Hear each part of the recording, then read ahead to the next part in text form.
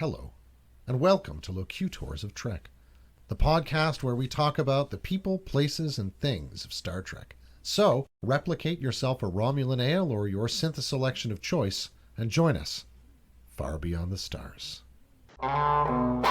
Locutors of Trek.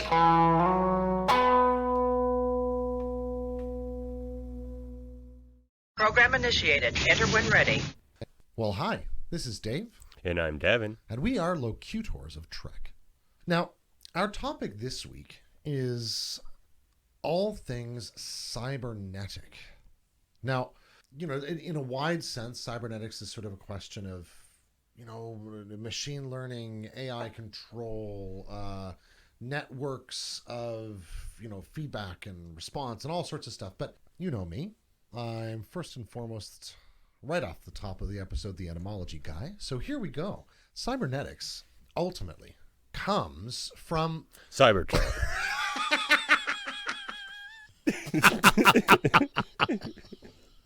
Millions of years ago, our robot overlords brought it to us. No, it comes from the Greek kybernetes, which is a job word. Most of the job words in Greek end with an eta sigma, like nautes, that sort of thing.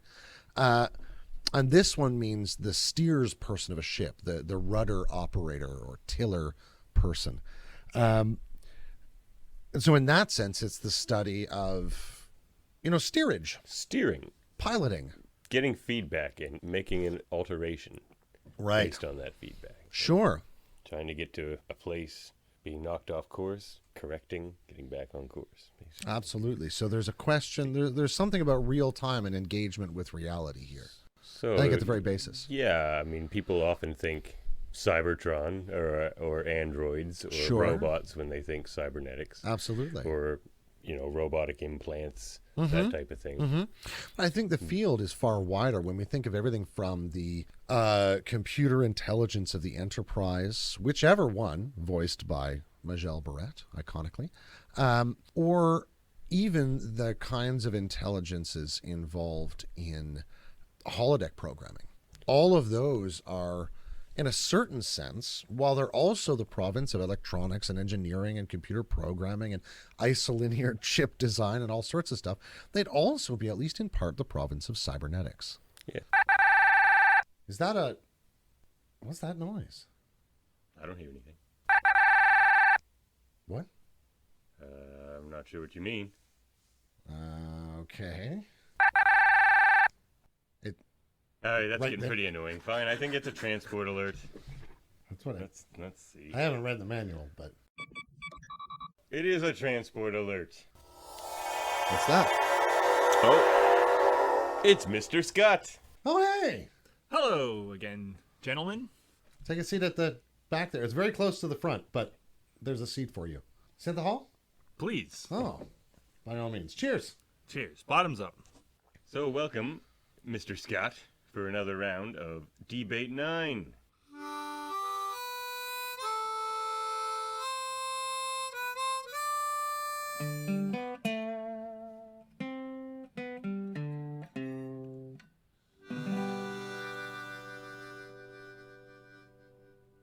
For those listeners at home that didn't catch the last edition of Debate 9, Dave, Scott, and I all have 3 debate topics. We will debate amongst each other and hopefully get a winner. If not, we'll phone a friend for a tiebreaker. Okay. All right. We will have 30 seconds to debate each topic, followed by a 15-second free-for-all. Somebody is the timer booper. I have the timer booper here, possibly turned on. It's our highest tech piece We'll of find stuff out here. in a second. All right, who wants to go first? Are we flipping a coin or? How can a coin flip decide between 3 people? You got Well, a D6 anywhere? Yes, I have a D6 everywhere. Find a chance cube. All right, who's lows and who's highs? I'll take 1 and 5. 1 and 5, okay. I'll take 2 and 6. I'll take What's whatever's left. 3 and 4. 5. 5. Is that me? That's you. Oh, great. Okay, here we go. You claimed those so readily and didn't even remember the numbers you picked. I know. I just wanted to stake some ground there. Bam, All get right. out there in front. All right. So we're going to start with just a bit of a gentle entry here. This is actually a viewer suggestion. Scott has a pen. Oh, good. That's I excellent. got a pen. I got a pad of paper. Just wanted to Thank make you. that Go clear. everywhere with it. Wanted to make that clear. He's old-fashioned that way. He doesn't use a pad. He uses a pad. Exactly. So, this is from long-time listener, first-time writer, Legate Parn. What you'll be debating. Scott, you'll be arguing for this. Davin against. Romulan ale should be legalized in the Federation. It's high time. The citizenry of the Federation is far advanced from where they once started, and the responsibility of the individual should be.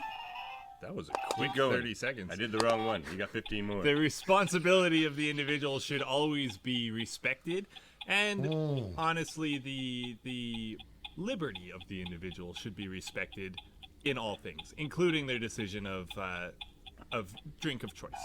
Okay. Push it longer for the longer one. Okay. Makes sense. All right. All Are you right. ready? Yep. Okay.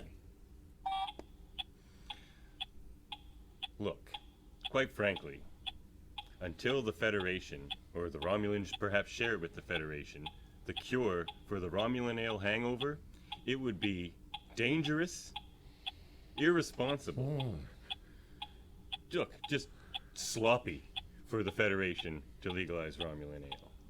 Known for its crippling hangovers and its hypnotic aroma and color. It's a danger aboard starships. Danger aboard starships, appealing to the security-mindedness of the judge. Well, there were good arguments on both Free-for-all. sides. Oh, yeah, that's right. So, get the free-for-all going, guys. Starships are Starfleet, not the Federation, first of all, and even that part notwithstanding, the crew should be entitled to do what they feel is responsible. Look, do you want to Individual cripple the economy responsibility. of the Federation by start selling Romulan Where alcohols? does it stop if you're gonna Oh, ban this? interesting. So we begin on a personal liberty versus harm reduction argument, and we end on an appeal to consider the wider Federation over perhaps the needs of the few or the one, and a sort of reinforcing of that harm reduction strategy, as well as an economic harm angle, which is interesting. I'm not sure what the economic harm might be other than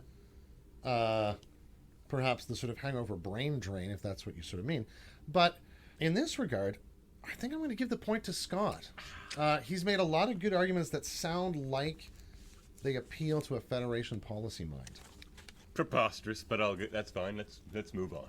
Preposterous, he says. Preposterous. You got 8 more to go. You know, the interesting thing was that nobody decided to go on the sort of history of the Romulans and the Federation and burying the hatchet that way which would have been an interesting direction, but that's just my I comment. purposely didn't say that. Oh, interesting. Interesting choice. They could even legalize it, make a show out of it. The next ship that they commission, make it a bottle of Romulan ale that you throw out to smash on the hull. See, it takes 9.5 minutes to hit that starship. All right. Scott's up next. Almost as long as the intro on Star Trek: The Motion Picture. That's precisely it. Oh, that's a long-suffering bottle of champagne. Okay. Davin, you're going to argue for this. Be it resolved that the Dominion would defeat the Borg in a full-scale war.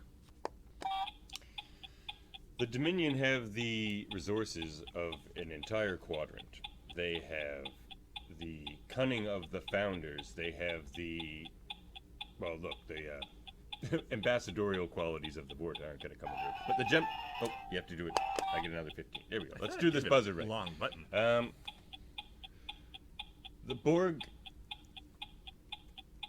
There's nothing really to assimilate from the Jem'Hadar for the Borg to really use against them. The Jem'Hadar would just mow through a cube. It would be fun for them. You want to be in charge of the button for Yeah. the rebut here? Yeah. It's finicky. You hold it till it comes on. Fun is irrelevant. Diplomacy is irrelevant.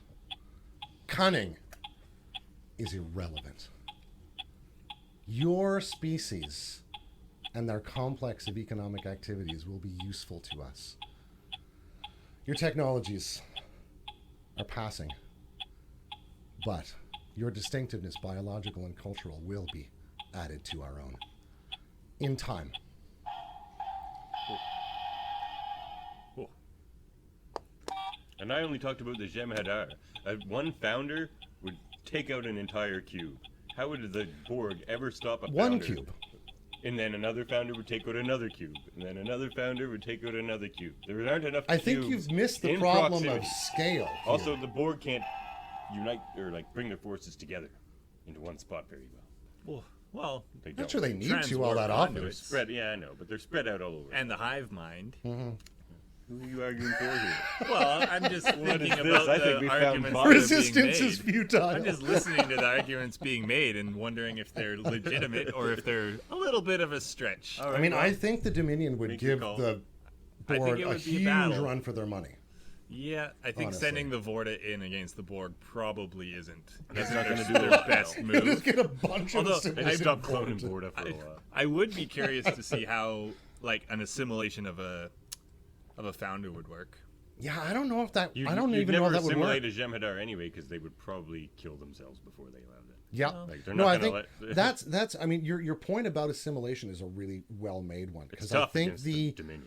and in some ways, assimilation of those three species might not be particularly valuable, but assimilation of their area of control and that sort of thing, and thereby getting at all the other You species. assume they even may can well be. assimilate a founder.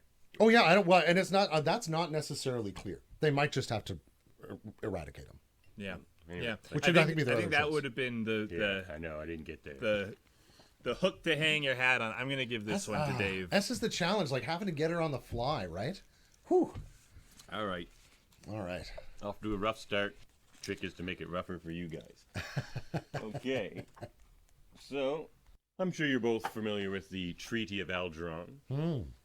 Now, it's often said that the Treaty of Alderaan was a bad deal for the Federation, as it took away their ability to use cloaks against their enemies that can have cloaks. But on the counterpoint, the Romulans, as part of the deal, had to isolate themselves back into their own space, so they don't get to. So there's that counterpoint. Be it Dave, you're arguing for this. You're arguing against this, Scott. Be it resolved, the Treaty of Alderaan was a bad deal for the Romulans. Okay. The Treaty of Alderaan only vaguely served Romulan interests, while it did slow down the tide of Federation aggression and forced out their hand away from making any more attempts at stealing cloaking devices or any of that sort of thing. It did seriously hamper Romulan interests in the Alpha Quadrant and forced us into a direction which clearly was crippling for at least a century and a half. By the time we see the Balance of Terror in the original series, the Empire is in a desperate position to stake its claim. Okay, very good. A desperate position after a century and a half is better than not being there a century and a half after the treaty has been signed, which had that not been the case, I don't think the Romulans would have been around. It clearly was. It wasn't a great deal. It wasn't as bad as the alternative. The alternative being. They wouldn't have been around. Annihilation. Ah, Destruction. okay. The argument that the Federation would have destroyed the Romulan Empire if not for the Treaty of Alderaan. Okay, free for all. This was the reason we took the treaty, of course. Unabated, unslaking human aggression. Never relenting, always trying to provoke some reason for attack. Even when they decide to go into their own neutral zone they made themselves. This is the Romulan response. Fill the diplomatic space. So Scott says it was a good deal for the Romulans because it saved them from annihilation. Dave says it was a bad deal for them because it isolated them too much. And, Unslaking human aggression. and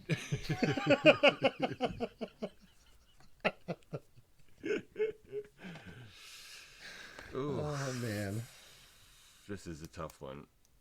You know, I think I'm gonna have to. Scott's argument is based on the assumption that the Federation would destroy the Romulans, but either way, it would be horrible losses on either side. And it's a period we didn't really see. There's a little bit of an assumption in there for sure. Yeah, but it's if tough. you're at the yeah. point that the Romulans of all people are going to accept that kind of a deal, they were clearly worried about their long-term. Oh, yeah, and I think and anything Liability. that is written or sort of extant about the sort of moments around the Battle of Sharon, particularly, shows that they suffered a pretty crushing defeat there, and I think it's one of the big reasons they honestly end up signing that treaty, right? Because they're on a bad footing, sort of militarily at that point. You might have had a tougher argument there, Dave, but I don't think you quite got to where you needed to be to take it. Okay, I give that one to Scott. this is a super Klingon game. I just like to make that like you think about like their sense that like whatever comes out is like a contest. It's a very Klingon game. Blah. Kapla. To myself. All right, back to Dave. Okay. So, we're going to take a turn to the Positronic. Oh my. Data seems to have been intended largely as an android ethically governed by something like Asimov's 4 laws of robotics. Lore, save for his complex emotions, is identically constructed. Be it resolved that emotion necessarily corrupts the ethical function of Sung-type androids. Now, this is kind of a follow-up from a question we explored the first time, but I wanted to really drill down on this particular angle. So, Where we found out that Data is not inferior to Lore. not inferior, exactly. He has, in fact, a not inferiority complex. I think. Anti-insuperiority. So, I'm going to have Davin argue for this, that be it resolved that emotion necessarily corrupts Necessarily the ethical function. does. Yeah. And I'm going to have Scott argue against that. Okay. So the necessity of that. I mean, because we can't really count B4. We've really only had one example from each camp. So the evidence suggests that it does. I mean, it's a very small sample size, but so far, and Data has gone off the rails a few times under the effect of emotion, whether it be fear, anger, rage overtook him when he killed that Borg. He just had to keep doing it again and again and again, and he enjoyed it. It's corrupting Data is pretty serious. I hear you. Lore, we don't know what caused Lore to snap the first time. We know that he didn't get along with the colonists on the planet. We know that they were mistrusting of him, and I think he picked up on that. I'm not sure that it's emotional. It might have been logical, honestly, that caused him to take the turn that he did. Data's emotions, the Borg situation, he went to the holodeck and tried to repeat it and couldn't. And he was confused by that. A logical response to it. In fact, he did repeat it. He just had to take the safety protocols He repeated, off. And then he felt it again, and that's when he realized he liked it. So there seems to be some problem with even the at logic that, of he an went to the android. planet, teamed up, crossing the head. and realized his mistake and came back. Emotions are illogical, and it's hard for them to square that circle. Okay. These are interesting arguments on It's a both good sides. question. Now, interestingly, you both seem to sort of grant the same ground. That there are these moments where both Lore and Data just lose control. And Lore certainly more than Data. That's just fair to say. Lore never got the control back. I'm not sure we ever see him in a moment where he really has a very much emotional control. And that was a really interesting Also point in doesn't your have argument, Starfleet Scott. training. Because your point about the fact that we don't know where Lore's sort of path diverged into that sort of resentment and anger and rage and homicidal mania. I think we basically. do. It's being left behind, right? Well, but there is some sense that he had already these Sure. weird relationships with the colonists as well. Sure. I confess, though, in some sense, I'm moved by Davin's argument here because it seems like there's a constitutional problem that Sung didn't consider in the androids. That the immediacy of their adult body with a very, very highly advanced cognitive set, but a completely undeveloped emotional vocabulary is something that's utterly inhuman. You know, we have the time to develop from very, very impotent little delightful, cute babies into actually sort of capable, articulate, willful creatures that have a whole range of emotional responses that we've learned to live with. And in that case, I'm going to give it to Davin. That was beautifully argued. Thanks. Actually, on both sides, really beautifully argued. Into what you said, perhaps Soong did actually realize there was that. Maybe that's why he crossed took wires, it shut Laura down. Oh yeah, and yeah, took that's the true. emotions from Data. It's like, you And don't you need know, that shit. the episode Brothers Never heard would it. testify to that. Is that a Voyager episode? Moving on. Scott. All right. So we've seen a number of different captains with their different styles, and we've seen them over several years. We've seen a number of crews that have developed through the courses of their runs. And most of the time, we see, by the end of the run, a crew that has advanced quite a bit. The crew of the Voyager had no promotions. The only change in rank we had was Tom Paris going backwards in rank. He got it back. And back up. He got it back, but it's the only thing that Janeway ever That's granted not to a true. crew. Tuvok got a promotion. Did he? He was a lieutenant and started, then became lieutenant command. Oh, Was he really? Yeah. When did he get promoted? Later seasons, but it I happened. don't remember seeing it at all. Yep. Be that as it may, so that's one promotion out of a crew of about 9. Yeah. Whereas Picard had half of his senior staff, and really the only two that didn't were Data and Riker, and they were clearly next in line for a command and so on. Actually, we did see Riker get his own ship. DS9, everyone except for the Chief got promoted. Well, Quark and Jake, but everybody I else. think the chief is already basically at the top Yeah. of his, As far as he can go. So- his sort of promotional list. Yeah. Dave, you're for this. Okay. Be it resolved that Captain Janeway, too stingy with the likes. Okay. I think Captain Janeway recognizes early on that her situation is a bit problematic and unique. And in the sense that she can't do crew transfers and that sort of stuff, she's got to develop some alternative method of reward and punishment. And so in that sense, she does. She almost completely ignores Starfleet promotional and advancement and sort of cultivating protocols and just tries to grow a family. And so in that sense, she's really stingy with the official kind of promotion. Now I have to argue what now? So you're arguing against the fact. ain't stingy against with the likes. She's not against stingy the with the motion likes. that Janeway's too stingy with the likes.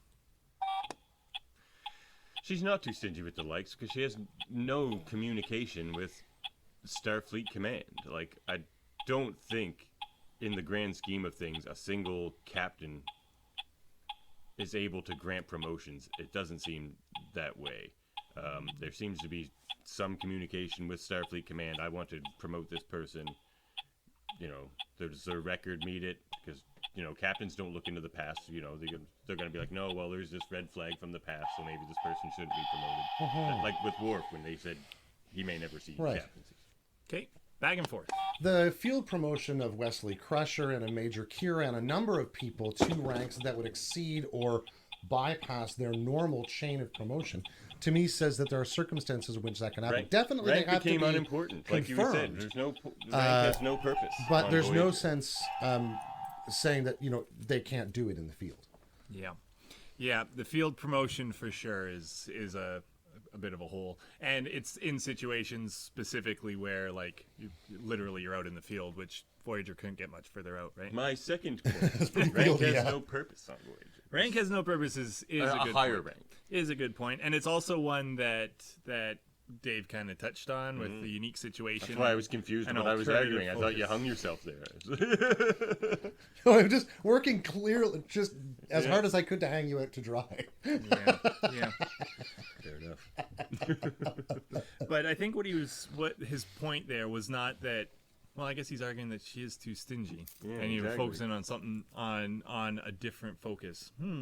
Well, I think that's why she doesn't bother with that stuff, even though for some I people, think like you hung yourself out to dry. Harry Kim, Yep. that could have been a really Gave valuable you the thing. point right? I was going to use. Yep, I think as I work through it here, I tend to agree. Your argument was sound, but it was for the wrong side of the argument. Okay, Dave. fair enough. All right, so that's 2 people voting that Janeway should have given up more. Davin takes that one. All right, we're moving on. Okay, here's a good one. Oh, who do I want to argue this?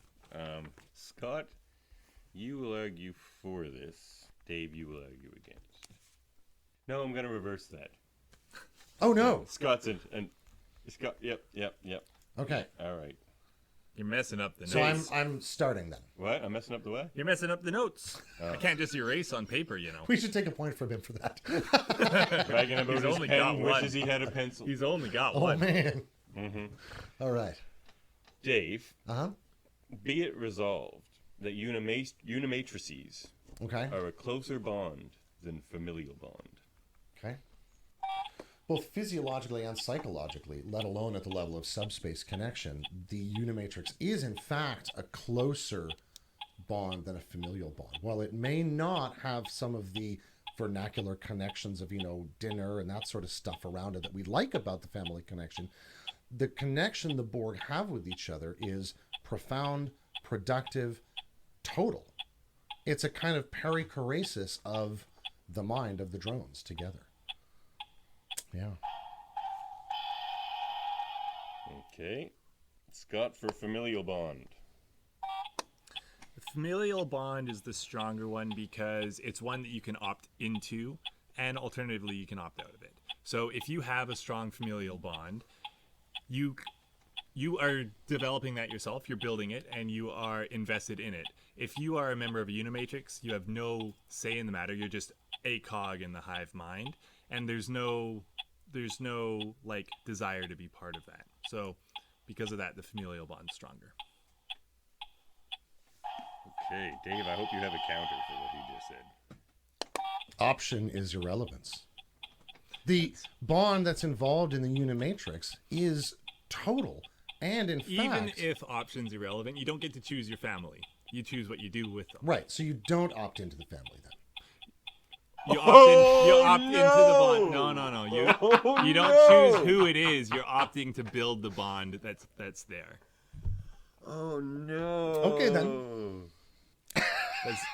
Scott had it until the last second. Dave gets it. Wow. That's some bullshit. Wow. Swift verbal uppercut. Wow. That's what it did it, yo. No, it's a 'Cause I- misunderstanding You of had the me point. on. You, Scott, you This legit is- had it on the. This is a misunderstanding of the point. That was whatever. the- I don't need. I know what you're I don't need saying, any no, charity but- points. No, I know what you're saying. Oh, And you had me my. there. Dave on some BS. But I don't think you appropriately. I don't think Kabla. your argument against Dave's comment that the choosing of it, whether it happens or not, was irrelevant anyway. All The right. uppercut wins. So we're back. This is Back to you. me. Okay. Oh, that's right. 'Cause that was Davin's question. Sorry. Okay. You had it almost. Here we go. I should have had it. We've developed a real Borg theme here. So, No, this is a we're both cybernetics familiar episode. with season 1 of Picard, of course, or all three of us, I guess. So, given what we learn about the XBs and the cybernetics trade in season 1 of Picard, be it resolved that the Alpha and Beta quadrants must re-examine their positions on cybertech as a whole.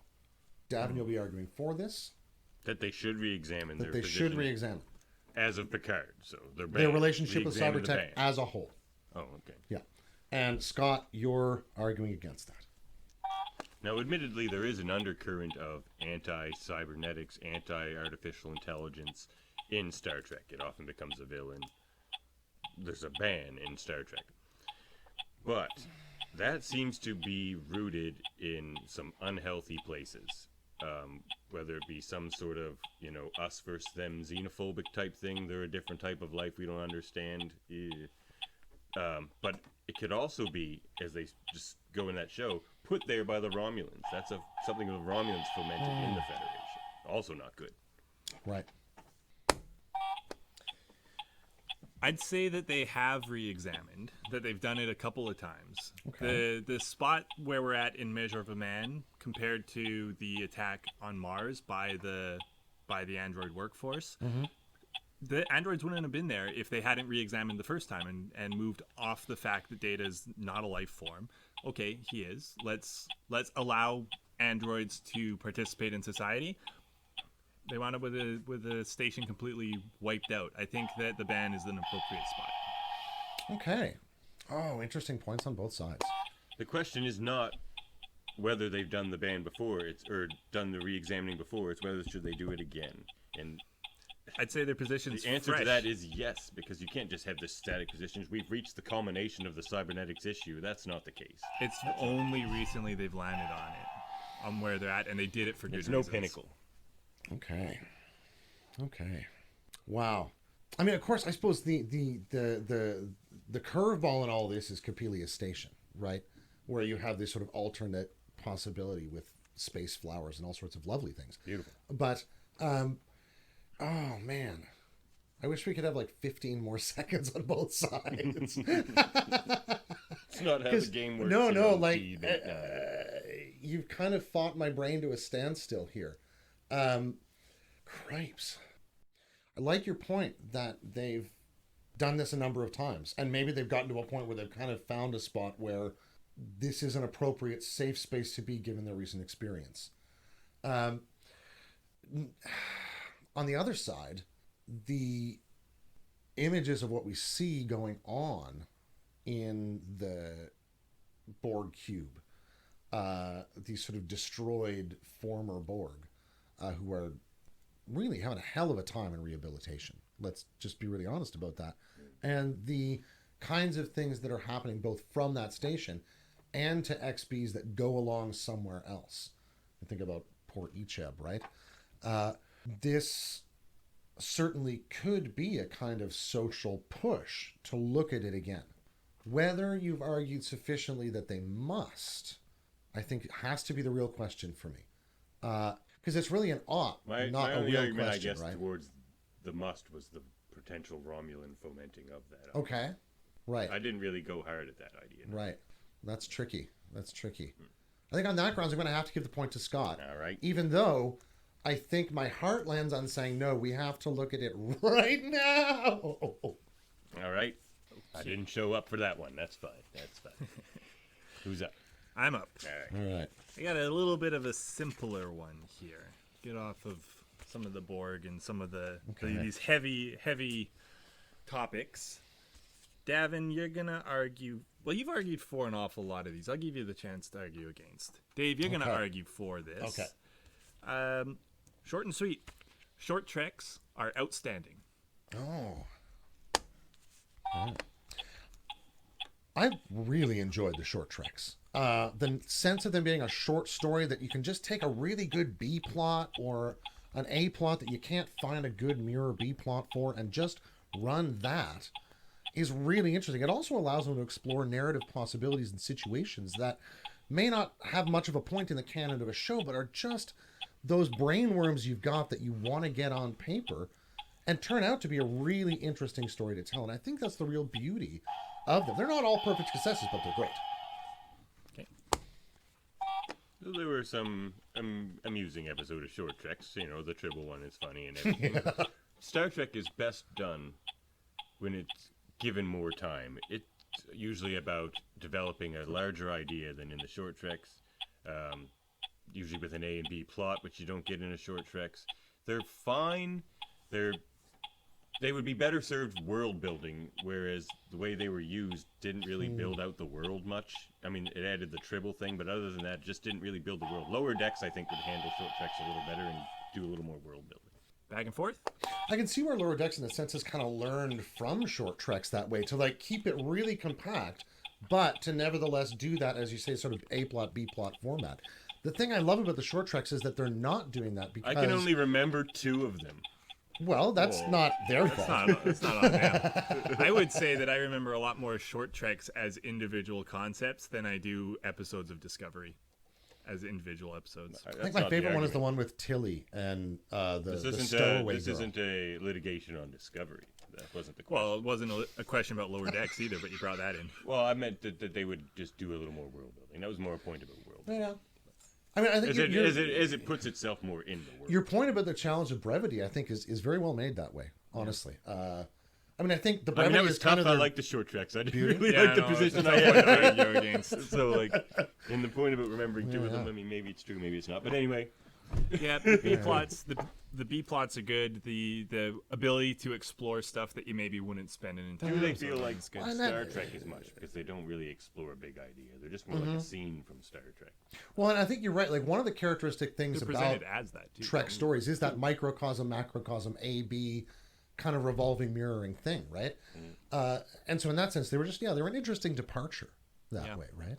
And I think also a great way to, like, grab clicks Tough with, like, question. really short It's like clips. all mad, like opinion, basically. We have to convince Scott he didn't like the short tracks, basically. No. There's arguments against them. The world building, like, they use them to set up what presumably we're going to see in Strange New Worlds. They use them as a little bit of the background for the launch of Picard. And season 3 of Discovery, I think, too. They did a little bit of that in the Callisto one, right? Sort of. I don't know how much that connected. We're going to though, have to see how much that comes back at the end. That's the, like, I think they might have forgot about that. way in the future one. Well, it's another question too, is how much of these are, like, part of the canon of Star Trek, or and how much of them are sort of like, I don't know, like a little one-off song that the writers get to do. Kind of what if stories or something, right? Yeah. Yeah. I you could tell that your heart wasn't in this one too, Davin. Sorry to say, Dave, you're gonna take that one too. Well, thank you. It wasn't. I kind of liked them. They're fun. They're really fun. Yeah. All right. It's not looking good. It's looking good for Dave, I think. Actually, it's Dave and I both have 3 points. Oh my. Oh my. This one's for all the This one's for all the cheddar. marbles. Essentially. Or it's for a 3-way tie. How's Davin gonna pick up a point when he's asking the true. question? I'm asking the question. Oh, that's true. That's fair. All right. This is for the marbles. I've shown that if this were a math contest, I would already be in last place consistently. Come on, Two math, questions here. math. Which one Pick do the I- math heavier one. Two Steer clear of trains ships. are leaving Earth and Romulus. Aha, because you just said steer clear of ships, this is the question. Oh, good. And you can argue for it. If You you want to being steer me. clear of ships, you, Scott. Okay. Scott, be it resolved, transporting is indeed the safest way to travel. Well, mirror universe notwithstanding, in which case you're fine anyways, you just beam into the wrong place. How many accidents do you really hear about in the transporter? And if there is an accident, you got the transport buffer, being a new version of whatever's in the cache. You travel by ship can explode. Travel by the turbolift, it can plummet to the bottom of the tube. No one ever gets hurt in the transporter, so it's obviously very safe. You want to use Scott's? Okay. So the first problem of a transporter-based thing is you have to either be the Iconians with their portals or the folks in the Delta Quadrant with the spatial trajector. Transporter itself can't actually do it for you over the long range that's required. So you always have to rely on a ship. Transporter may be very convenient, very quick, only occasionally puts pieces of tree through you or space worms or giant horrible ghost visions or, makes you disappear for the rest of your father's natural life and he goes searching for you. But the ship has to be there. Transporters are a death trap. The use of the transporter, it doesn't impact the safety of it. And even if Death that trap. is the case, JJ says you can beam from Earth to Kronos, so don't worry about that Oh, either. JJ says. Oh, you got me laughing. You just spent the last 10 seconds that with JJ says. Talk about swift verbal uppercuts. Kabam!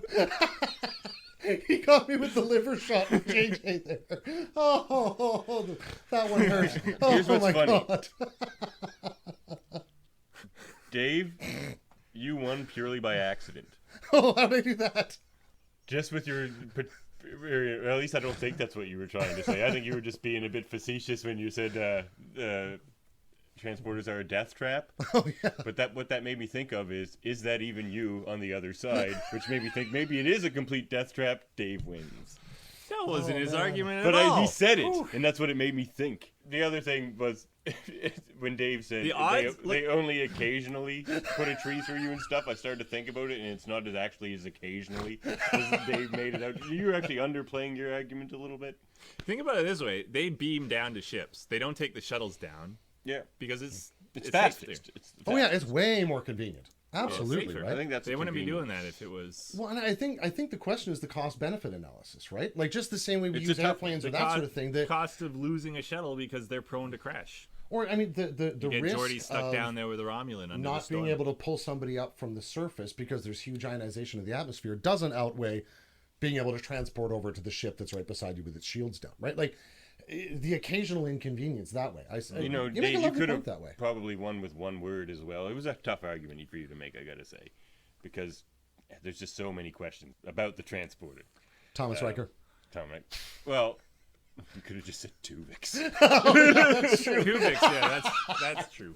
That's true. Just one word. I yield the remainder of my time. It causes a horrible accident for two people and murder for one person.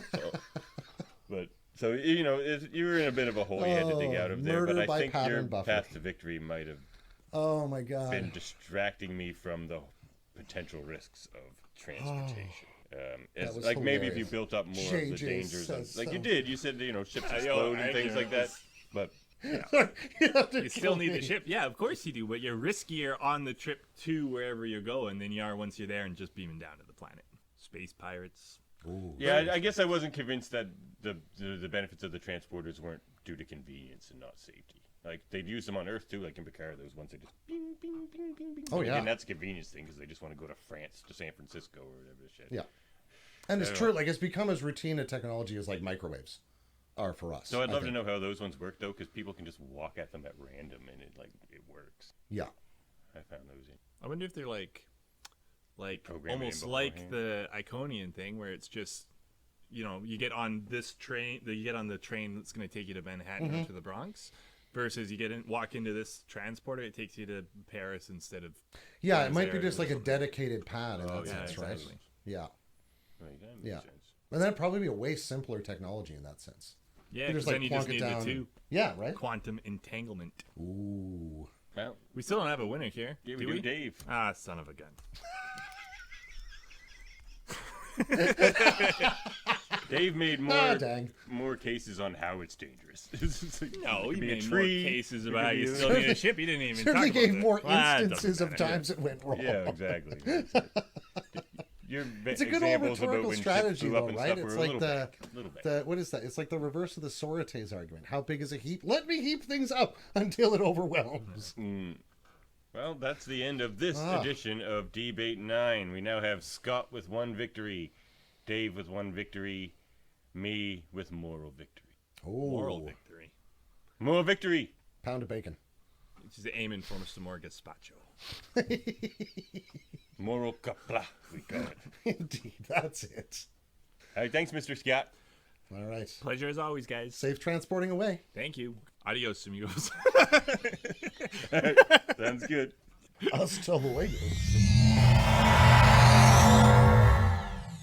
Cybernetics can have a lot of definitions. The study of purpose and the things that have purpose. Oh, I like that a lot. The study of systems theory. Sure, can have huge valences with cybernetics, yeah. The study of control in biological organisms, humans and animals. Which asks an interesting Control question for us systems. around data, and particularly the android's Wikipedia station. Well, that seems an obvious place for us to start. Because what people are going to think of when they think the Cybernetics episode of Locutors of Trek is they're going to talk about data. Positronics.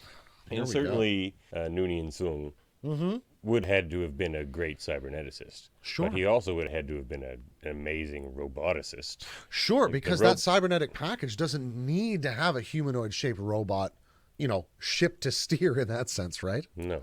Yeah, that's a great point. I don't see no points on your ears, boy. But you sound like a Vulcan. No, sir. I'm an android. You know, And, on the same- it's like it's describing systems that have goals, acting, sensing, comparing. Sure. So I kind of imagine that's what Data's brain is doing. where it's not working well. I mean, it's probably what our brain is doing too, actually. But it's just he In some just respect, created yeah. all of these systems, hundreds of thousands of them. Yeah. Noonien Sung must not have slept very often, but of just all these individual acting, sensing, comparing, altering Yeah. And, the loops. one of the interesting Feedback things about loops. Data, I think, is that he has a far more ready access to those systems in himself than we tend to in our own selves.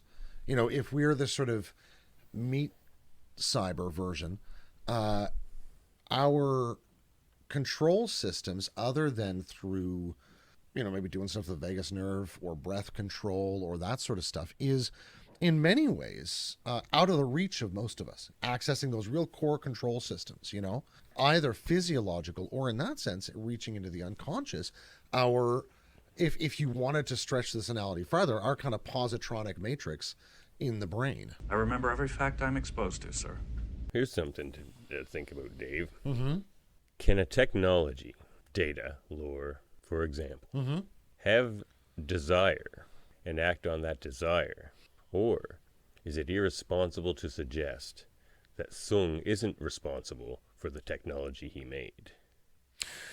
Right. And so, if I'm understanding the question rightly, is there some way in which the manifestation of a kind of spontaneous purposiveness or orientation towards something? Yeah, is the desire just part of Sung's programming? Or Yeah, is that a sign of a sentience that's moving under its own lights, or is it just the sophistication of the programming?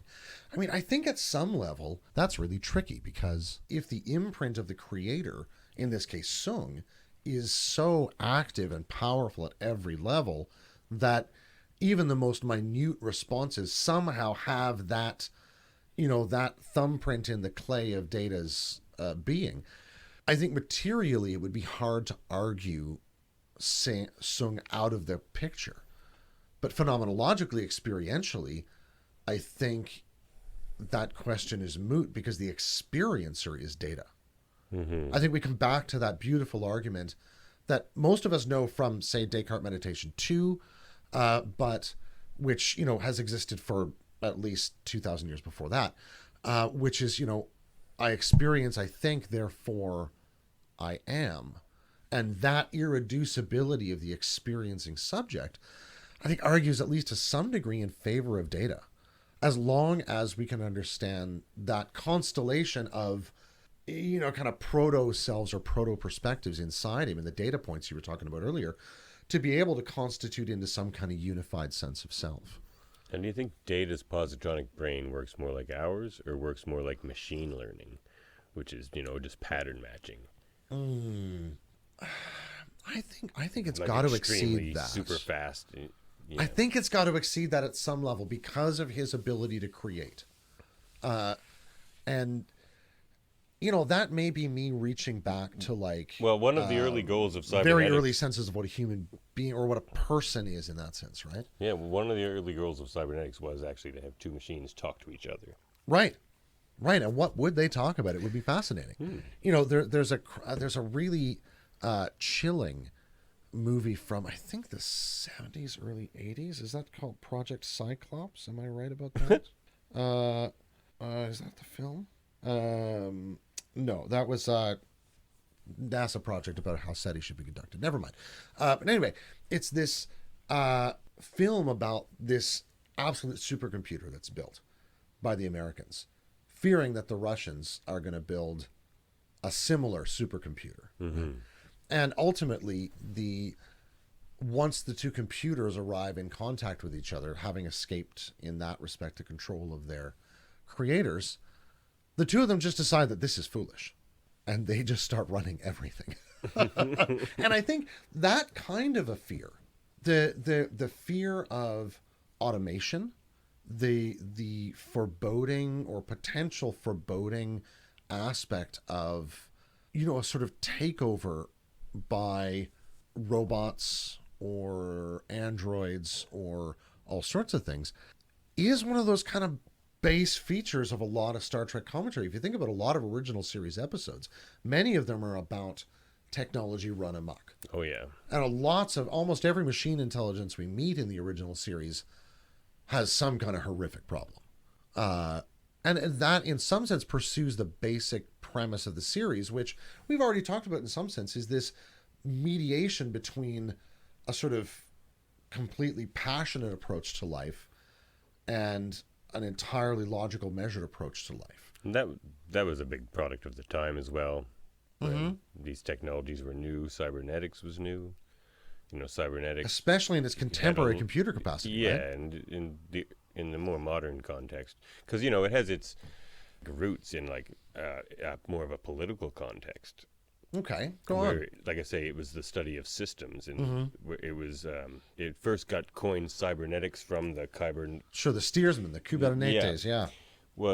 It was supposed to be a study on governments, and they were using it to study governments and right, and like the systems of control, right? The systems of control of sure, society and things like sure. And I can see that sort of falling in line with some of the considerations of continental French philosophy, particularly at the time, the notion of the event, of the longue durée or courte durée, even some of the stuff that will come up in the bioethics of Michel Foucault in the sense of the panopticon, as he understands it, in the sort of birth of the prison complex. That's the wrong title, of course. That's not even a Foucault title. But. And then picked up again by people like Norbert Wiener, Warren McCulloch. Sure. I think Wiener's Mead. credited with, in some sense, kind of popularizing the term. Yeah, I think so. Right? And what was the name of his book? Like Men, Machines, and the Things That Control Them, or something like that? Yeah, like that. yeah. So Sorry, it's a Norbert. field that's actually got a reasonable amount of depth, even though it's been largely speculative up until the last, say, 60 or 70 years. In terms of the ways that we're often talking about it now, at any rate. And what I find so fascinating about it is it's such an interdisciplinary, it's not a discipline, it's very interdisciplinary. It's a method you can apply to many disciplines. And that's why all these people that started it up in the 40s and 50s, mathematicians, there were, one was a physician, I think. Yeah. Yeah, I mean, one of the more important contributions in some sense culturally has come not from anybody like that, but from a board game and a role-playing game designer named Mike Pondsmith, who's responsible for the entire notion of cyberpunk, right? Which we see actually represented really beautifully in some respects in the first season of Picard, to my mind, in really profound ways, especially out in, was it Free Cloud? Where we see, this incredible fusion of the holographic, the neon, the sort of anti-grav, and the implanted tech, really powerfully displayed there. Pondsmith, of course, is widely considered prescient for his sense of how corporations coming to understand themselves as control systems begin to interface with technology understood as control systems, both at a neural and at a sort of social, functional, practical level. And I think in some ways, we see that fusion as well shown in its sort of noir aspect, which cyberpunk does in Free Cloud as well. That sense of a future that's got its rough edges. Back to Data when we got pretty far away there. Oh, well, that's going to happen a lot. Light years or two. It'll always come back to Star Trek, or at least begin with Star Trek. We'll just get back to the Guardian of Forever and we'll be fine. Anyway, go ahead. I am the Guardian of Forever. I do not like Captain Baudet. Oh, anyway. He doesn't like him either. I can see the Guardian of Forever not liking Captain Baudet. I am the Guardian of Forever. I have to listen to all his stories. I do not like to see his brain. Anyway, Kind back of to Data. But yeah, so in The Offspring, when Data decides he wants to have make a child. And her name is a palindrome. Is it? Lol. Yeah. Oh, right. Ha. Sorry, I just realized that right now. Yeah, Anyway, go ahead. That's funny. While I derail everything. It's like when you get to choose your own appearance and your own sex. She's like, oh. She looks at Deanna. I choose your sex and appearance. That would be confusing. But anyway. As much as I can see why you would do that. Yeah. Yeah, exactly. It's a good choice. You have taste. Indeed. In a classic Kids in the Hall line, I was flattered, but stern. Classic. But yeah, so that episode starts off where Data had just gotten back from a Cybernetics conference. So what I want to ponder here for a moment is a Starfleet Cybernet or a Federation or whatever it is, Cybernetics conference. Or, maybe it's not even whatever this is, the Cybernetics conference. Sure. Is it just about androids and things like that? Or is it about, He's like, look at him. He's coming. Quick. He's going to be here in 10 seconds. Everyone wants to stare at Data. Exactly. Or is it applying the method and theory of cybernetics and control theory and systems theory to all of these disciplines that they can apply it to? Sure. Like not just robotics, not just computers, but maybe they're applying it to politics. Maybe they're applying it to business. Well, it's an interesting question because certainly by the time we see the cybernetics department at the Daystrom Institute in the first season of Picard, it's essentially been boiled down to androids and shut down. Yep. Which means that whatever gains they'd made from it, apart from that, they're going to, look at from some sort of applied dimension as opposed to sort of theoretical cybernetics. But I can only imagine that certainly by the time Data's attending that conference, the discussion has bubbled up about whether we should be talking about androids all the time. I imagine that Bruce Maddox heads up a panel at this conference and talks to people, in regards to this sort of stuff, Positronics and that sort of thing. And somebody else is out there saying... Data and Maddox at the same conference at some point. No, they definitely were. They definitely were at that conference together. Maddox would get a ticket to any conference Data was at. They were pen pals. Exactly, right? So anyway, at this conference, I can only assume that, they've got their panel, but there's a number of other panels saying, we need to be looking harder into the implicit reasoning of neural gel packs, right? Or how the functioning of dynamic intersystems sort of control on a starship can result in greater efficiencies or that sort of thing. I'm sure that there are lots of people who are saying that, we just need to do this to help people in the classroom. Or all sorts of stuff. I'm sure there are people arguing that, no, androids are, obviously they're cool. No. But they can't be the only thing we talk about. Does Bruce Maddox, as a renowned cyberneticist, go to all of those conferences, or all of those seminars? Or is he really just an androidist? That's an interesting question. I assume for professional interest, you've got to want to keep up on this stuff, but... having gone to a couple, not an enormous number, but having gone to a couple of academic conferences myself in my time, they tend to be scheduled pretty densely. So there's constantly stuff happening. It's like, events at cons and things like that. There's always something on the main stage, something elsewhere, right? So it would be interesting to see what path he picked and chose between the various tables to see what his thoughts were on the scene, In early TNG, Beverly was working on regenerative cybernetics. Yeah. Which, cybernetics that could self-repair, ultimately, is what I'm thinking. Is that what she's meaning by that?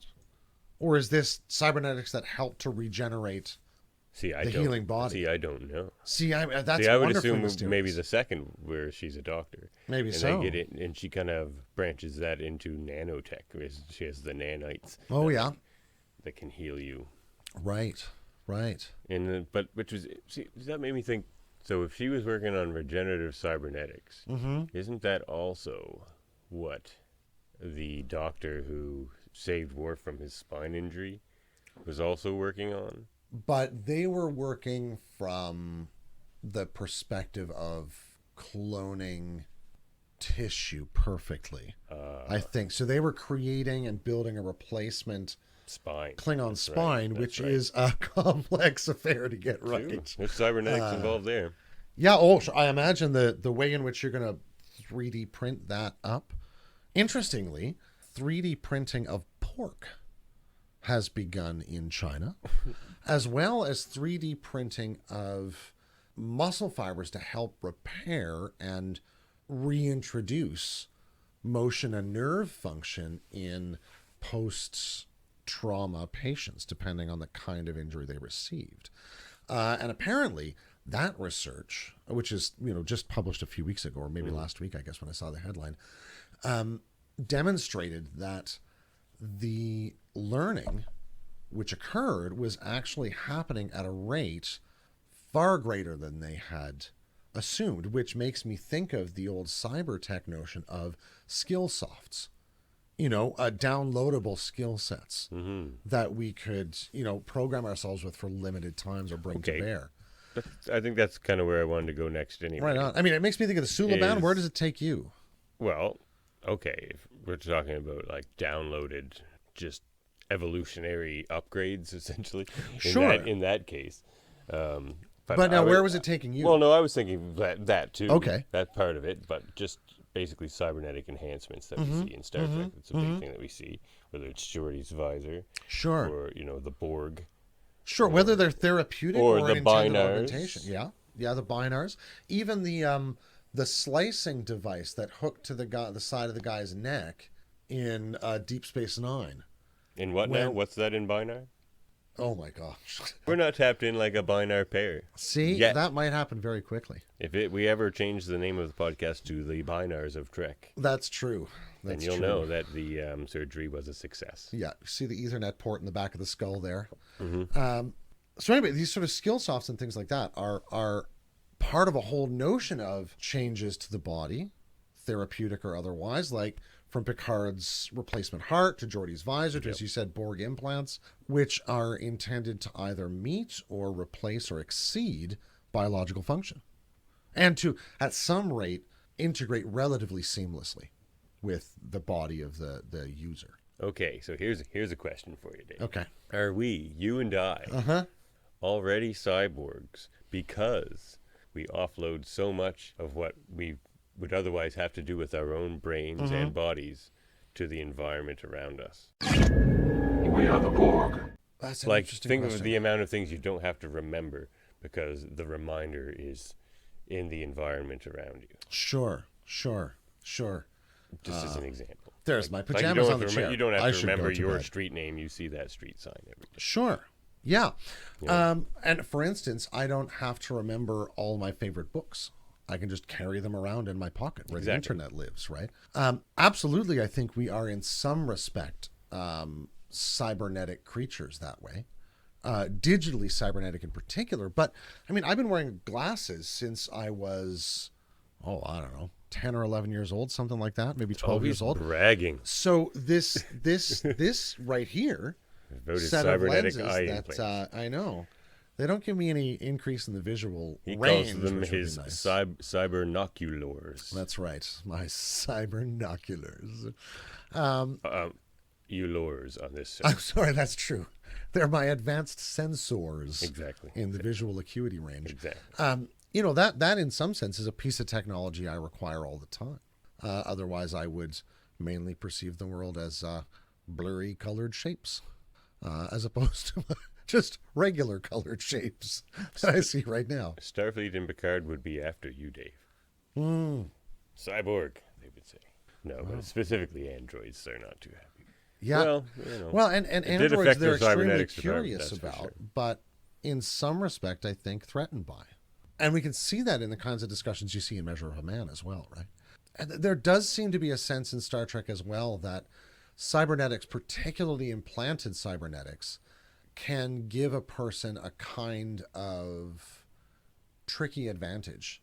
There's something sort of underhanded about a lot of the uses that we see in that, which I think is very interesting because I can only imagine that a lot of things, that comment is never made about the Universal Translator, which is an obvious implanted piece of cybernetics. Or cyber technology at any rate, that everybody needs and uses. And we see that point really eloquently made in Little Green Men, where, is it Quark's Universal Translator is knocked out of service for a couple of hours and they have to repair it? And really, though, it's external, like all the things that the comm badge does.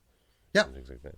But you have, these sort of suites of technologies that are hooked together. And, we talked about that, I think, in our first episode, the very complex interrelations of the ship's computer, the subspace communication with the communicator, and then the relationship with the universal transit, We which were I think so can young only back then. Not Negvar days young, but young. yeah not back that far. Well, No, I won't. It hurts too much. It hurts too much. yeah, Jacques-o. Yeah, okay. So So, one of the most underhanded uses of cybernetics that occurs to me in much of Star Trek, not all of it, I'm sure you can find other underhanded uses, but one of the really cleverly dastardly underhanded uses is the near subjugation of an entire planet of people by the wicked Ardra. Ardra. Indeed. Ardra, the savior and destroyer of the culture of the people. Now, what planet? What's the name of their planet? I'll tell you one thing, though. She is not Feklar. No, that's true. She is not Feklar, although she does a good Feklar impression. Pretty good Feklar. This is the Ventaxian people who many hundreds of years before had been on the verge of a sociological, climatological, ecological collapse. And as their shared narrative history tells it, or their mythological history, the being Ardra showed up and helped them to fix these problems, but declared that Ardra would return at some point many hundreds of years later in order to claim and take possession of the planet after this period of bounty. But what it comes out to be in the end, no spoilers, I hope. We always forget to announce our spoilers That's on true. this show. That's true. That's maybe my first good spoiler alert. One of them. We should just get a red alert noise or something. Oh, doing it. Great. So, Ardra, it turns out, has a very sophisticated, but not completely uncommon, piece of cybernetics, an eye implant, an ocular control and interface. Like you'd have with the verbal kind of reading machines that, Stephen Hawking would use. Absolutely. He did a lot of that with his eyes. Absolutely. So she simply by minute movements of her eye and a projected HUD display on her field of vision can choose from a series of options and control many of the functions of her relatively advanced starship from orbit, which has some kind of stealth capacity. At least it's shielded or was hiding and is cleverly shielded that way, but has a series of holographic force field and gravimetric emitters that produce the entirety of the effects that she's able to show the Ventaxians and convince them of her power. It turns out Ardra isn't her name, of course. She goes by a number of aliases. Feklar. She's gone by Feklar. Satan, I believe. I think she's gone by Satan. That's right. Now But it turns out Picard can do all those tricks as well. Indeed. And as it turns... Picard also does a good Feklar. He does. He does a very good Feklar. Now, what happens is they've managed to, undertake a covert action and capture the ship, which we don't see in the episode. But I sort of like it that that's the part of the Starfleet action that we don't see in the episode, That's their sleight of hand as opposed to Ardra's sleight of hand. That's a really interesting upper hand or upper eye, I guess, to gain on these dupes that she's trying to make of the Ventaxians. Well, you can certainly use cybernetics for ill-gotten gains, as Ardra does. But, on this show, we like to steer, if you will, to coin a phrase, the way towards the Star Trek future as best we can. We'll tack toward optimism here. Indeed. So the question becomes, how can we use cybernetics to get us to that future? Now, what that brings to question is, how are we going to design our cybernetics? Sure. Whether that's, robots or implants or computers, computer learning, Sure. AI even, Sure. Could quantum computing in that sense be understood as somehow contributing deeply to the notion of cybernetics? Yeah, are we going to make that technology with humane values, Sure. Like a data, for example. Sure. That seems to be what, the key to what Soong did with data is. Absolutely. However he programmed those cybernetics in that positronic brain, he did it with humane values. Yeah. But, our cybernetics could be designed with business in mind. Absolutely. And that would trend us more Ferengi, toward the Ferengi or the sort of Mike Pondsmith cyberpunk future, right? Sure. And you raise an interesting point there because, to me, one of the questions that we've got to get at in a basic sense is to what degree do we, want to proceed from in the present? And, if you look to the present moment, there are a number of therapeutic cyber technologies coming out. The most famous one I think probably right now is Elon Musk's Neuralink, which famously I think had a chimp playing Pong, I think last year. Which honestly, if you could give me some fingers and let me, my dream for that would be to get a Neuralink that could pull the music in my head out and put it into a DAW, so that I could write that way. Mm-hmm. I think that'd be wonderful. And the Neuralink is a really exciting technology that way. Yeah. Especially in terms of therapeutic helps for people with neurological or muscular or simply, neuropathic problems. Klingon spine issues. Exactly. That kind of stuff, right? Mm-hmm. I mean, that would be really exciting. But, our cybernetics could also be made, which is where we get to the Borg. We will add your biological and technological distinctiveness to our own. With the technology as the value. Technology just as a feedback loop on itself, positive feedback loop on itself, It's just the technology starts creating technology and technology and technology. And I think that worry is pretty implicit in the Star Trek future. Certainly for the Romulans. Certainly for the Romulans. and I think by the time humans pass through the genetic or the eugenics wars in the Prime timeline, there develops a kind of excitement about the future mixed with a technological conservatism. Not a sort of anti-technological bent in any respect, but one that wants to make decidedly incremental steps and make sure that those are going to be well grounded before they move forward. There's a kind of sense of understanding science as one aspect of our society, but as profoundly a social institution that has to function with all the other kinds of things that we do, which is interesting given that, humanity tends to produce really bright scientific minds as well. What I like about cybernetics is it kind of gave me some insight and vocabulary into a method of thinking I think I was using anyway. Okay. Because what modern cyberneticists will discuss is where its method differs from the mainstream scientific method. Okay. Is, science comes from the word, I believe, to cut. Okay. Interesting. Which is, isolate something, study that. Sure, and that's sure and certain knowledge. Isolate that down further and study that, down that further. Sure. But at a certain point, you lose sort of the holistic whole of perhaps what you were studying in the first place. You know? And what cybernetic thought or method is very contrary to that, where it's all about this holistic kind of feedback approach, where it's just like, does this work? Change this. What does that do? Do this, but never lose kind of track of the whole, whereas it's not about isolating things down and right. Because it's so interdisciplinary too, Right. So I've always sort of had this holistic kind of approach to science and philosophy and thought in general, and it kind of stems from, kind of I think early spiritual studies and stuff in my teens maybe, but where it really comes from is like everyday work with my sustainable landscaping. Sure.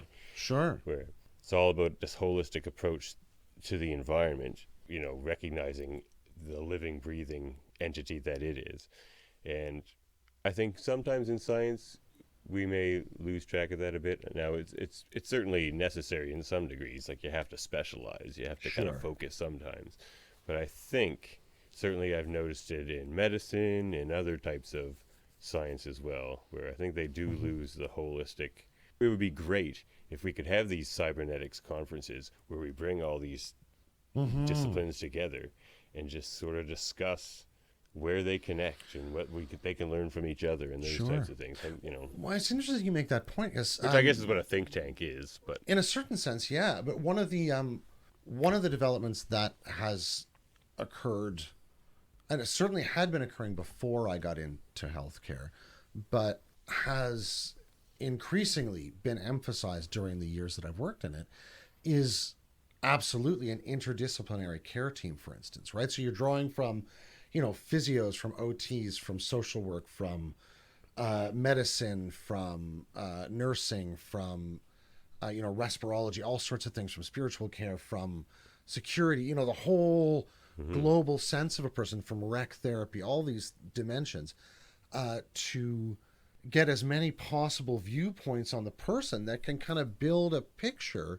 of the person for whom we're caring, so that we don't lose sight of them within all of the various individual systems we may be really good at looking at holistically as a single system, and that's a tricky thing, because that kind of an environment, and I think there are probably others too, have a certain reductive quality about them, in that, when you're in there, you're not the person you necessarily were, you're not connected as immediately to the things you were connected to outside, and some of those things aren't going to happen, and the places aren't going to be there. And so it's very quickly easy to become boiled down to your parts, much like Maddox boils Data down to, and Riker does so devastatingly with the switch and turning Pinocchio and the puppet strings. Strings are cut. Pinocchio is broken. Exactly. That's a devastating argument, precisely for the power of its reduction. But Picard, in that same trial, asks all of us, if you put us on a table, would we not also be a sort of messy pile of parts? If we don't allow that interior to speak and say, no, I am, I exist, I perceive, I think, I feel, which, that last one is harder for Data to say, but he might be able to say something like, I have purposes and desires and intentions. But you know what that also made me think? What's that? Of a renamed Simple Tailor. Oh, throw it out. We are the Plain Simple Tailors. I don't think we announced that at the beginning of this episode for maybe the first time ever. That's true. We may have skipped that by. We've changed our intro. Normally it's different. Go back and listen to all our episodes to find out. And let us know. Every single one. Every single one, yeah. The secret cyberneticists. Oh, I like that. Because I felt like I was a secret cyberneticist. That's very nice. When I went down the rabbit hole on cybernetics. Like crypto in preparation Kubernetes. for this episode. Yeah, it's a fascinating rabbit hole to dive down, I drank my Margaret Mead and I ate my Norbert Wieners. Oh, my. They call me the Punish. No. No, stop now. A man with a shocking lack of cybernetic parts, given the numbers of holes punched into him.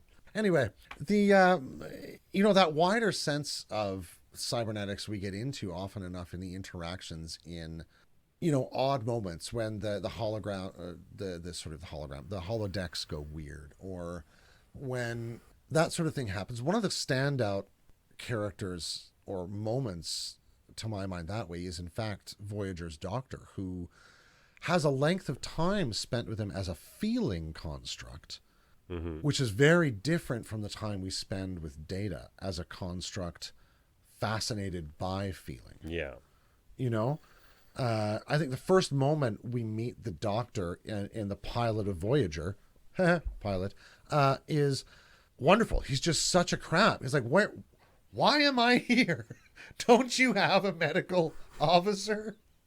Unlike Data, who in The Offspring has to say to Lol while she's dying that I wish I could feel that love Yes. as well. And she's like, I will feel it for both of us. And as Oh it was my the first time gosh. I've watched it since becoming a parent, I was like, I'll feel it for all three of us. It's that one. That Yeah. one is really hard to watch. The After having waterworks. become a parent. There were some waterworks. Oh man, I mean the I'm not the, afraid to admit it. the very thick kind, like really, like you can just almost cut it with a knife kind of compassion that the Admiral develops for Lol and Data And over that's the the course setup of that. for that scene between Data and Oh, Lol. As he gosh. comes out and he's just like, his hands were moving faster than I could see. And he's like almost tearing up, Yeah. Oh, that great actor, great guest actor. What a great episode. Yep. It also you were Lol's saying- Lol's initial appearance actually reminds me of something that is, I'm not sure if it's quintessentially Canadian, but I'm pretty sure it is. It was an ad you might have seen in your youth. I am Astar, a robot. It's I true. can put my arm back on. You can't, but you so can't. play safe. So play safe. That From the planet Danger. from the planet Danger. It both made Maybe me he made want that, to but be the a robot. original was terrifying because it was all Oh, it was all practical effects practical and effects. real Chainsaw blades, spinning and blades. arms coming off, sparks Oh flying my everywhere. gosh. Planet Danger. Planet Danger. They But scared us. Astar's appearance really reminded me of Lol. It's true. They have a Yep. very similar look. Very much so. That sort of total put androgyny, put like more lack of of pronounced facial features. features on Lol, and you'd have Yeah, Astar, basically. yeah, that's true. But even that pixelated voice into a more natural sounding voice, communicates something about the, whatever you might call it, the sort of aesthetic accoutrements of biology. He is biting that female. Riker goes right over the counter. Oh, I love yeah. that scene. That's so great. Yeah, Data walks in right on it. Commander, what are your intentions with my daughter? He's just like, straightens up his shirt and just storms over there. He doesn't say anything. That's one of the best Riker moments, actually. Data took no rank there. He just looks at him and says, Commander. Riker just looks over at Guinan like terrified. He's like, Guinan, what's happening here? Guinan's not going to help. I'm not getting involved Yeah, in that. exactly. She knows better than that. I imagine she's been in Data's place many times in some respects. And of course, the Admiral comes in just like, I don't think this is a good place for this android to be alerting. And Guinan's just like, Admiral, you've been in a few bars in your time.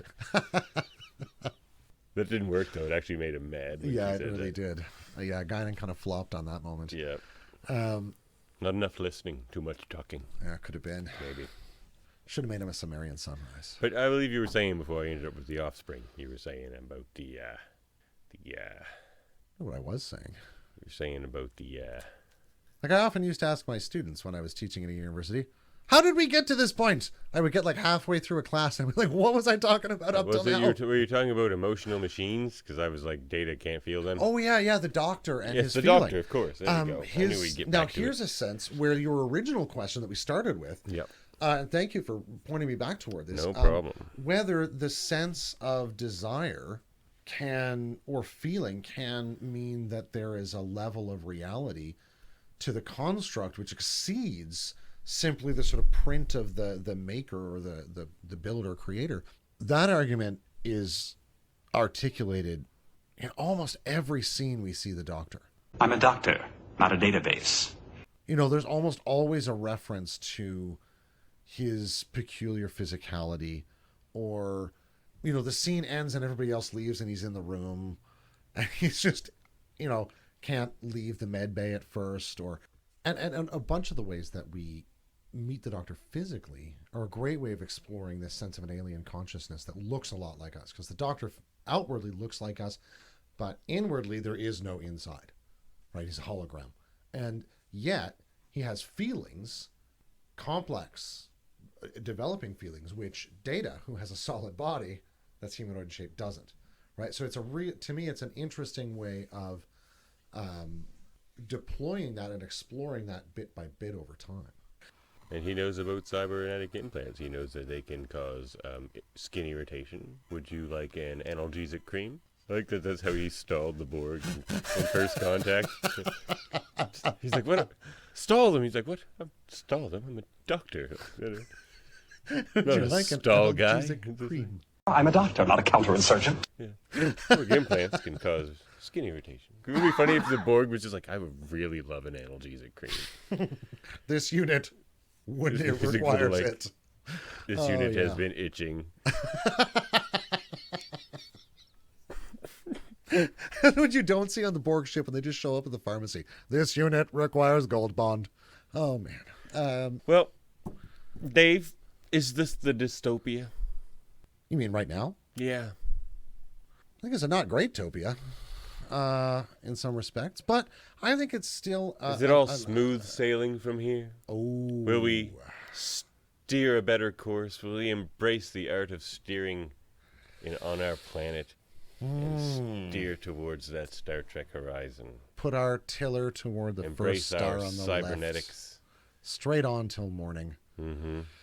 Well, you know, there's a wonderful line in Dante that talks, and I may have actually quoted it some months ago in another episode, that talks about Ulysses' headlong flight past the Pillars of Hercules. And that was a flight out past the bonds of reason, out past the bonds of any kind of limit on recklessness or on heeding the development as well as the impulse of your desire. Mm-hmm. And perhaps what we can say most firmly is that we have been running headlong for a long time in the pursuit of various desires on this planet. And perhaps what a real science of systems, a real science of the governance of developing feedback-oriented, dynamically interrelated systems that develop both forward and backward in time in some respect, in respect of memory, right? Could actually be a great thing for us. You know, maybe it's another way of developing consciousness as a species that we're actually getting ourselves ready for. And that to me is a hopeful thought. Me too. End transmission.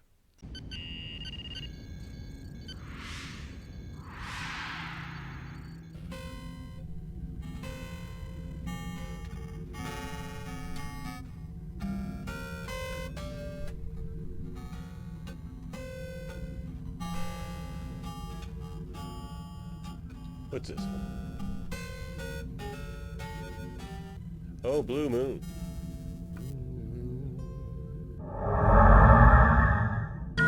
Proximity alert. Wait.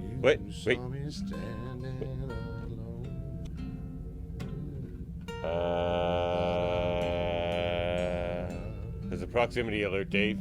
Dave? A what? I don't recognize... Do you recognize this? What does this mean? What does this mean? Oh, goodness me. Oh, turn around right now. Why? What turn is around. it? Turn around. That's a Derricks class ship. What? A warbird? Yeah. I don't know what it's doing out here. What's turning around gonna do? Just go in the other direction. What does that sound? What does that sound? Is that a... Weapons alert. What? Weapons alert. Is that a tractor Are beam? they firing at us? Oh, no! Why would they... We only got 2 dates into our tour. I know.